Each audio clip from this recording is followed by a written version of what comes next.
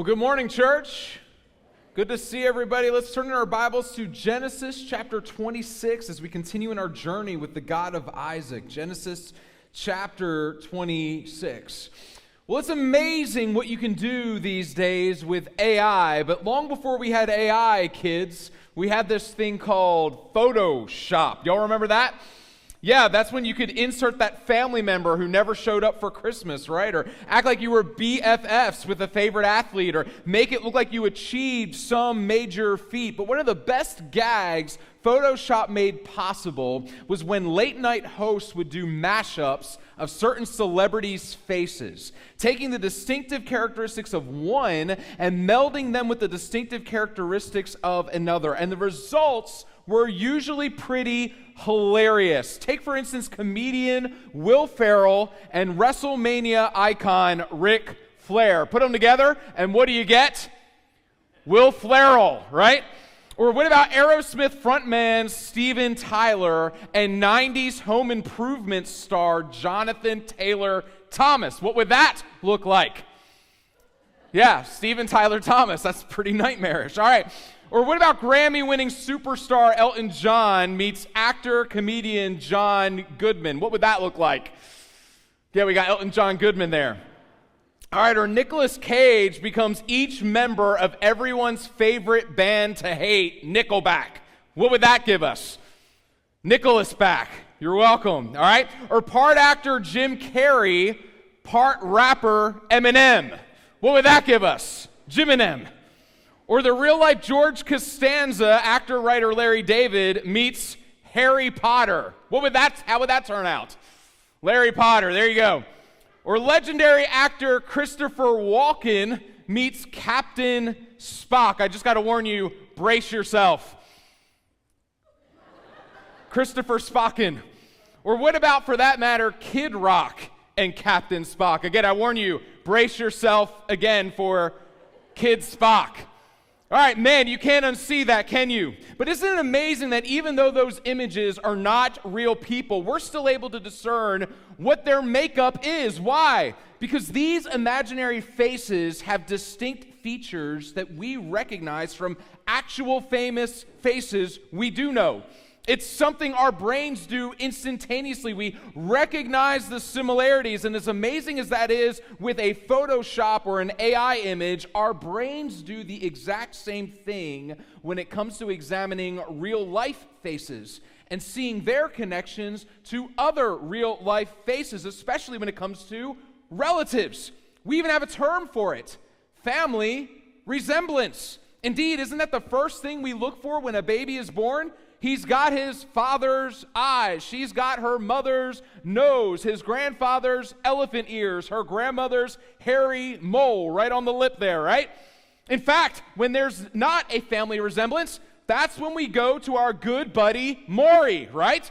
Because we expect to see similarities between parents and their children. But that's not just true when it comes to physical characteristics, is it? Children not only look like their parents, they often act like them as well. They walk like them, talk like them. They value what they value. They practice what they practice. And that can be a really good thing, but that can also be a really bad thing. How many of y'all became painfully aware that your kids were watching your every move when they started repeating something embarrassing you said? Or they started reacting the same way you did when you lost your cool just that one time, right? Yeah, kids are like sponges. They soak up whatever is put before them. They take in the good and the bad and the ugly of our lives, and they incorporate them into their own, which is why our passage today is so important. Indeed, many scholars wonder why this chapter is even in this part of Genesis, because it seems to interrupt the flow of the story between Isaac's sons, Jacob and Esau. But Moses intentionally focused on Isaac and Rebekah here to show us how Isaac is just like his dad. He's his father's son. He's Abraham Jr. And the good and the bad and the ugly of Abraham's life are going to come to the surface in Isaac's life as well. Check out chapter 26, starting in verse 1. It says, "Now there was a famine in the land." Does that sound familiar? Yeah, remember Abraham and Sarah experienced a famine in their day that led them away from the promised land. And Moses draws attention to that here, telling us this famine was besides the former famine that was in the days of Abraham. So here's Isaac in the same predicament Abraham was, confronted with the same choice Abraham had to make. And do you remember what Abraham's choice was? He ventured down to Egypt to find some food. That was the thing to do back in the day. Indeed, we'll see near the end of Genesis that all the known world at the time ventured to Egypt in the midst of famine to be rescued by the wisdom of Isaac's grandson, Joseph. But as Abraham's son, I'm sure growing up, Isaac heard the stories of the time his mom and his dad went down to Egypt to find food and respite. And so following in his father's footsteps, what do you think Isaac's going to do? He's going to start heading towards Egypt. Verse 1 tells us that when he does, though, when he gets to Gerar, to Abimelech, king of the Philistines, the Lord appeared to him. This too mirrors Abraham's story because God also appeared to Abraham on several occasions. Beginning in chapter 12, where he first told Abraham to go to the land he would show him, with the assurance that he would have many sons. And then again in chapters 15 and 17, where he made a covenant with Abraham. And then in chapter 22, when he called Abraham to a radical obedience by telling him to place his promised son Isaac on the altar and sacrifice him. So all along the way, we saw Abraham having this up-close and personal relationship with God, not by his works, but by grace through faith. Genesis 15 tells us Abraham believed, and it was credited to him as righteousness. But while Abraham had this personal relationship with God, it was never merely a private relationship with God. Indeed, from the moment Isaac was born, we saw both Abraham and Sarah protecting him from those who would seek to destroy him, even as they pointed him to the only one who could save him. Indeed, one of the most poignant verses that chronicles Abraham and Isaac's relationship is when Isaac asks Abraham where the lamb is for the sacrifice, and Abraham responds, "The Lord will provide." And provide he did. So Isaac saw his father not only talk about his faith, but live out his faith, as imperfect as he was. Indeed, in that same episode, we saw Isaac himself, who most scholars believe was at least at the age of an older adolescent, if not in middle age at the time of the sacrifice. He doesn't resist his geriatric father, whom he could have easily overpowered, but he willingly laid himself down on the altar, placing his faith with his father in the God of his father, the God of Abraham. Because Abraham had raised him to know his God, to see him not only as Abraham's God, but as Isaac's. And this is what God calls all parents to do. In Deuteronomy 6, which is known as the Shema, Moses will call the descendants of Abraham and Isaac to teach their children about the one true God and to lead them to likewise follow him and put their faith in him. Parents, this is the most important thing you could ever do for your children. You can't guarantee that your kids will put their faith in the God of Abraham and Isaac or to trust in Jesus for salvation. Just look at Isaac's son Esau, after all. But you can put them in the spaces where they can encounter the God of Abraham and Isaac, where they can encounter Jesus and provide opportunities for faith to take root and flourish. And it begins, parents, with them seeing your faith flourish. Parents, one of the greatest gifts you can give your kids is to let them see you walk with Jesus. Not just to attend services on Sunday, but also to worship him in the day-to-day. When a problem comes up, do they hear you say, "Let's talk to God about that"? When something good happens, do they hear you say, "Let's thank God for that"? When they're wrestling with something at school or in a friend group, do they receive sound biblical counsel from you or just a perpetuation of the drama? When they wake in the morning, do they see you in the Word? Before they go to bed at night, are you leading them in the Word? When you're planning out the week, are you letting the busyness of activities crowd out the rhythms of grace in your home and the ability to gather with the saints at church?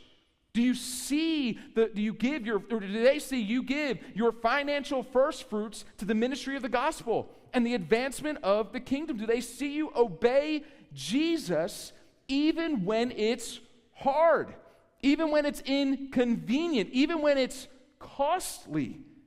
Christian sociologist Christian Smith has done a lot of work on how faith is handed down from one generation to the next. And in his studies, he found, unsurprisingly, this. He says the best predictor of what any American's religious life will be like in adulthood is how their parents held their religious beliefs while raising them.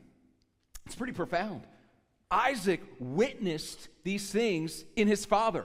And because he did, he saw the goodness of knowing the Lord. And so as we saw the other week, when he had a need, when he recognized his powerlessness to produce an heir to the promise, Isaac, by faith, went to this God. His father's God had become his God. He too has a relationship with God. And just as this God spoke to his father, the original recipient of the promise, so now does he speak with him, the heir of the promise. And just as God called Abraham to follow him, so too does he now call Isaac. But unlike Abraham, who went down to Egypt to escape the famine, God tells Isaac here, do not go down to Egypt. Dwell in the land which I shall tell you. See, God tells Isaac not to go to Egypt, but instead to stay in the land of the promise. And while the text never says that Abraham sinned by going to Egypt during the famine, nevertheless, this is his command to Isaac, a command Moses would likewise echo to Isaac's descendants in their temptation to abandon the land of the promise when it gets hard and return to their bondage in the land of the Nile. So now here, just as God tested Abraham, so now does he test Isaac. And the question now is, will Isaac trust God to deliver him from the famine here, rather than trusting in his own wisdom to go to a place of comfort? Will he, by faith, choose to stick around? Indeed, unlike his father, who was told to go to a land God would show him, Isaac is told instead to dwell in the land God has already shown them, to stay put, knowing that if God brought his family here, they need not worry, they need not scramble, they need not wander, they can rest, knowing that the God who can make the barren give birth, and not just one but 2 generations, can likewise make the desolate land bear fruit, just like he did in the beginning when he spoke to the formless and the void and filled it with life. So while Abraham's test was to go, Isaac's test is to stay, but both were called to trust. Both were called to obey. And in the process, both were given a promise.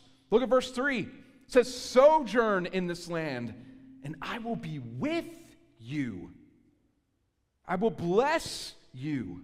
For to you and your offspring I will give these lands. I will establish the oath that I swore to Abraham your father. So we see the same promise given to Abraham is now given to Isaac. Abraham had to wander to get to the land of the promise, but having arrived there and sojourning there, having put roots there, first with a well that he purchased, and then with his wife's grave, why would his son Isaac desire to go anywhere else? Because to dwell outside the land of the promise would be to dwell outside of the promised blessing. Again, a lesson the Israelites of Moses' day would need to take to heart. Indeed, they, like Isaac, needed to learn to trust in God, just like Isaac did when he asked God for children. And having seen God deliver on that front in granting him a family, he knows he can trust God to provide for and protect his family. He knows he can remain steadfast even in the face of suffering because God has promised to be with him and to make good on the promise he first made to Abraham through him. But not only does God pledge to make good on the promise he made about the land, he makes the same promise to Isaac he made to Abraham regarding descendants. Look at verse 4. He says, I will multiply your offspring as the stars of heaven, and will give to your offspring all these lands. And in your offspring, all the nations of the earth will be blessed, because Abraham obeyed my voice and kept my charge, my commandments, my statutes, my laws.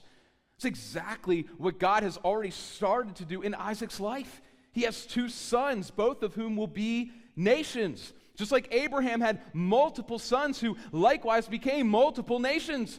But soon and very soon, it won't just be that there are many sons who become many nations, but through the promised line itself, will come many sons, as Isaac's son Jacob has 12 sons of his own, who will themselves become the 12 tribes of Israel. But the promise here isn't just for the blessing to be on Abraham's line. As God told Abraham, he was going to bless him, not so he could hoard the blessing for himself, but so that he could share the blessing.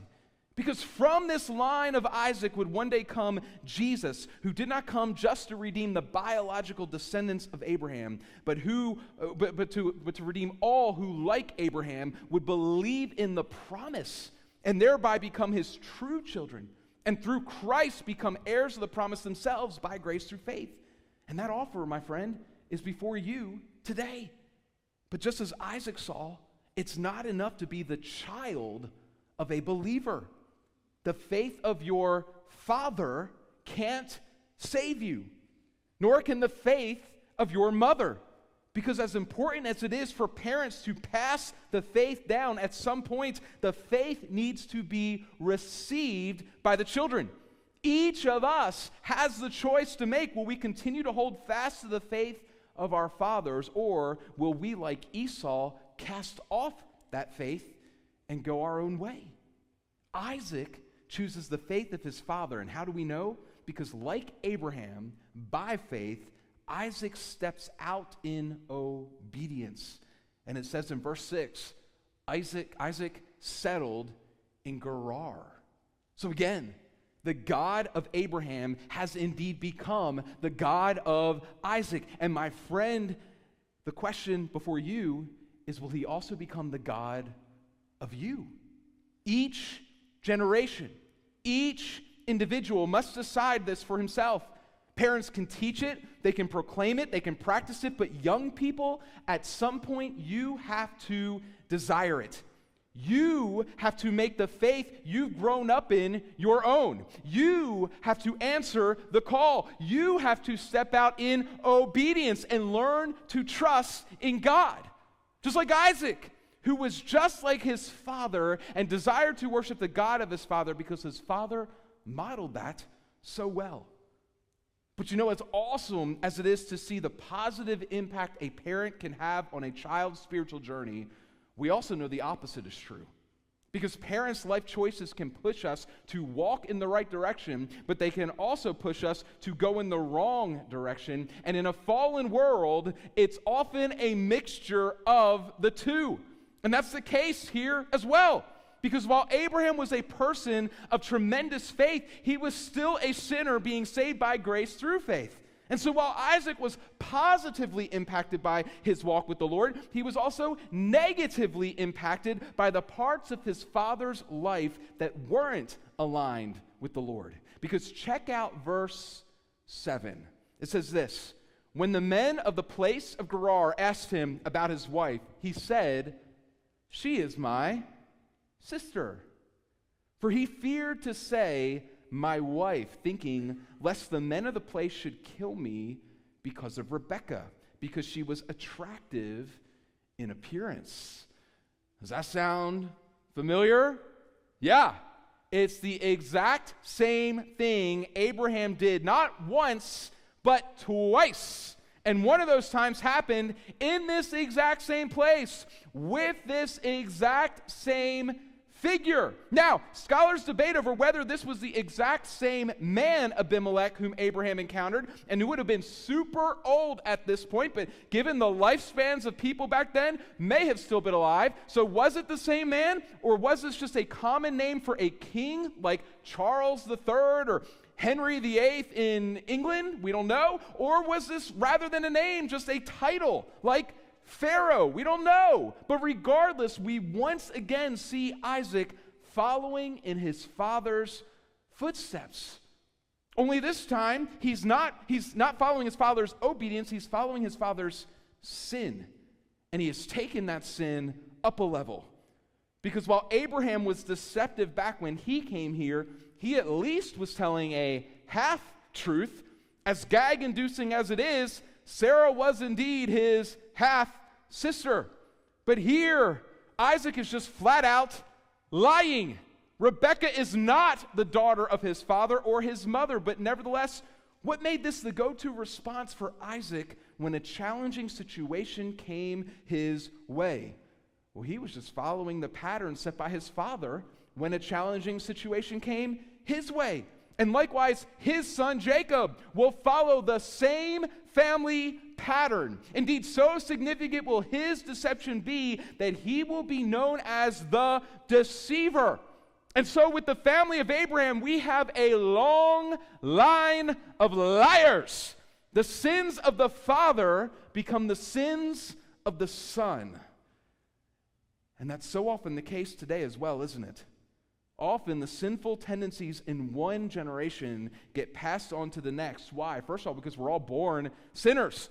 So we all have a natural predisposition to sin. But second, we're all born into sinful environments. Some worse than others, but all sinful, because all families are made up of sinners. And so our sin just grabs on to the patterns we observe in our family dynamics. Like, how do we cope when we don't get our way?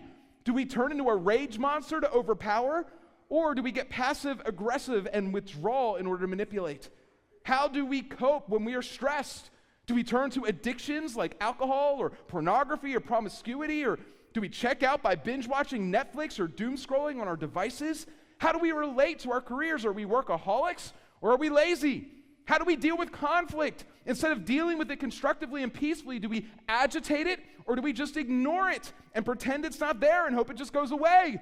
When our marriage is struggling, instead of proactively seeking to handle it from within the marriage, are we seeking to satisfy our discontent outside the marriage? Listen, we all have a natural bent in our sinful hearts, but the environments we grow up in lay the stepping stones for our sinful hearts to follow, to live out their sinfulness. That's why it's no surprise then that children of alcoholics are at a significantly higher risk of becoming alcoholics themselves. Children who grow up in abusive families are at a higher risk of becoming abusers themselves. Children whose parents are in prison are at a much higher risk of engaging in behaviors that will result in their own incarceration, because children are always watching their parents to see the way they should go. Again, they mimic the good and the bad and the ugly that they see. So again, parents, do you see the important role God has trusted you with? You're laying the stones your children will walk on. And your sinful patterns aren't just affecting you, they're literally affecting generations of people who will come after you. And if that freaks you out a little bit, it should. It's a sobering reality. But if you find yourself this morning desiring to lay better stones, listen to me. The solution here is not just to try harder to be a better person. Because I want you to hear me, you will never be good enough. No, it's much deeper than that. You can't stay on the surface and simply deal with outward behavior. That's just addressing the symptom. You need to get to the source of the behavior, to the root cause, which means you need to deal with the heart. Because notice the cause behind Isaac's sin here. It's the same heart issue his father had. Why did he lie? Because the text says he was afraid. Now, isn't that something? Both men were told that God would be with them, that he was for them, that he would take care of them, that he would fulfill his purpose for them and provide for them. All they had to do was trust him. And in many ways they do. Both are men of faith, but again, they're still works in progress, and sometimes they go back to their old ways. And instead of trusting in God and walking by faith in this place, they resort to fear and begin to trust in themselves, abandoning the wisdom of God to lean on their own understanding. And that's the nature of all sin, isn't it? All sin is choosing fear over faith. Indeed, that's how sin first entered the world. God had provided abundantly for Adam and Eve. They could eat from any tree in the garden, but God told them to stay away from just one tree. Indeed, he warned them that if they ate from it, they would surely die.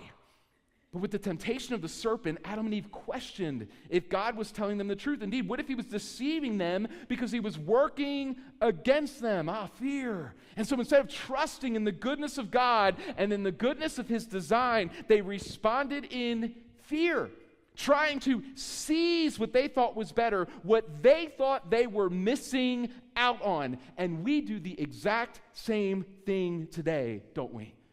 Instead of trusting God to provide or make a way, we steal or manipulate or connive. Instead of believing that God will see us through, we turn to substances and behaviors to take the edge off. Instead of setting our households up the way God commands, we set them up according to what we think works for us and just expect him to get on board with that. Instead of finding our identity and security in the Lord of heaven and earth, we scheme to make our own meaning and create our own sense of control. But my friend, how's that going for you? Even when we think we're acting wisely, when we act outside of faith, it never leads to flourishing. It always leads to misery and disorder and more fear and ultimately destruction. And when it does, it doesn't just affect us, it affects everybody around us. Indeed, it was about to affect a whole bunch of people around Isaac had it not been for this opportune moment orchestrated by God. Look at verse 8.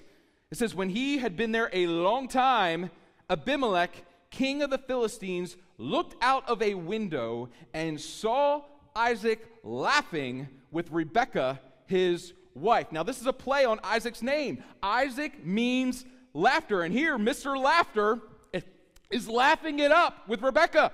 But as we're about to see, this wasn't because he was killing it with his solid collection of dad jokes. No, this was just a polite way of saying they were fooling around. They were doing things together that no brother or sister should be doing together unless they want to end up on Jerry Springer. It's why it says in verse 9, Abimelech called Isaac and said, behold, she is your wife. How then could you say she is my sister? Isaac said to him, because I thought lest I die because of her. And Abimelech said, what is this you have done to us? One of the people might easily have lain with your wife, and you would have brought guilt upon us. So Isaac is busted. And this is the kindness of God in his life. Because God loves Isaac too much to just let him continue in his sin. And my friend, I want you to hear me, he loves you too much too.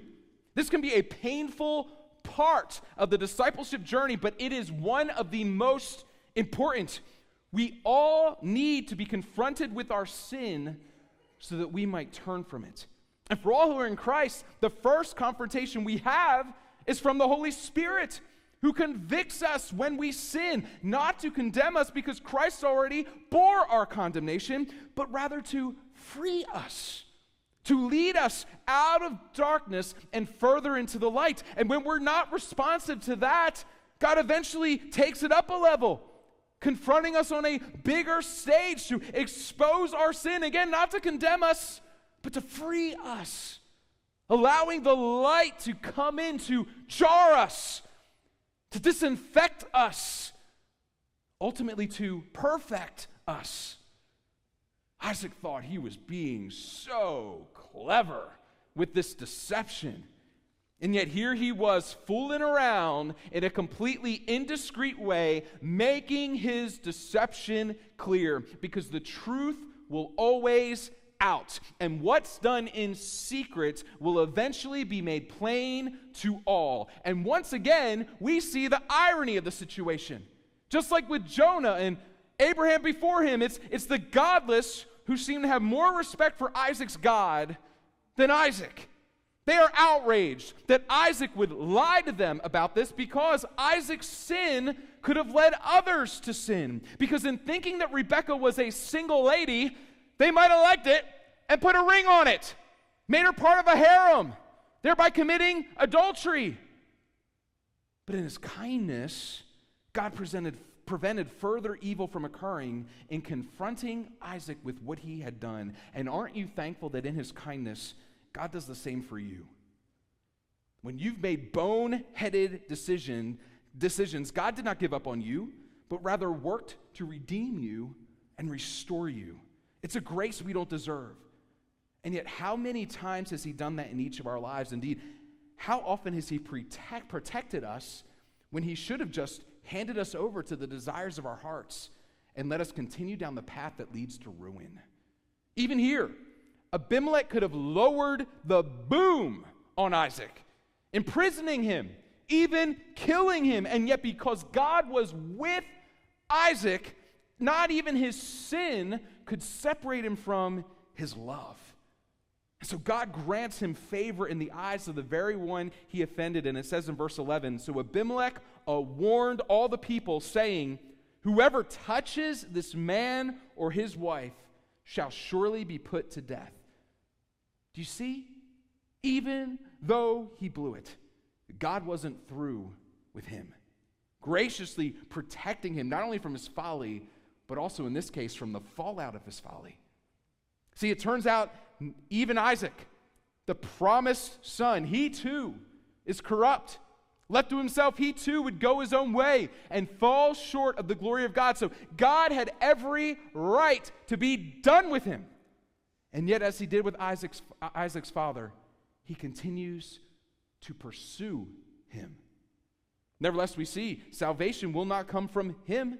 Indeed, he could not make a way for him and his descendants in his own strength or power. Even though he believed as Abraham believed, he too was in need of grace. So his salvation would not come by his own merit. No, it would come by faith in the only one with untarnished merit. Indeed, his great, and then some grandson, Jesus, the object of Abraham and Isaac's faith, though they knew not his name, not only lived under the blessing of God, he had the very character of God, because he was God who came in the flesh. So he had no need for grace, because he had no stain of sin. And yet, he who was without sin made the grace Abraham and Isaac experienced possible, because he took the penalty of sin for them. He bore the curse that they deserved by dying on the cross. And because he rose from the dead, conquering sin and grave, he made it possible for them to be counted righteous. Not because they were righteous in and of themselves, but because by faith they received his righteousness. And my friend, he can do the same for you. For you. You don't have to stay in these patterns of sin. You don't have to keep the generational cycle going. You can be set free. Not by your strength, not by your might, but by his Spirit. So don't respond in fear this morning. Turn to faith. Put your trust in God. He will deliver you. He will set your feet on the path of flourishing. He will lead you all the way home. And my friend, he will keep you if you trust him. Indeed, now would be a really good time to trust him, to give your life to Jesus, not just individually, but as a family. Parents, I want you to hear me. Even if you've blown it, which is all of us, today can be the day when you own it. One of the greatest lessons you can teach your children is to confess your sin and to take that sin to the only one who can forgive you and purify you and reconcile you. Parents, show them the power of the gospel on full display. Show them the glory and the kindness and the grace of Jesus, because they're watching. And whether they like it or not, one day they'll probably be just like you. Young people, it's coming. So here's the question. Do you want them to pattern their life off your faith? or off your fear. Will you pray with me?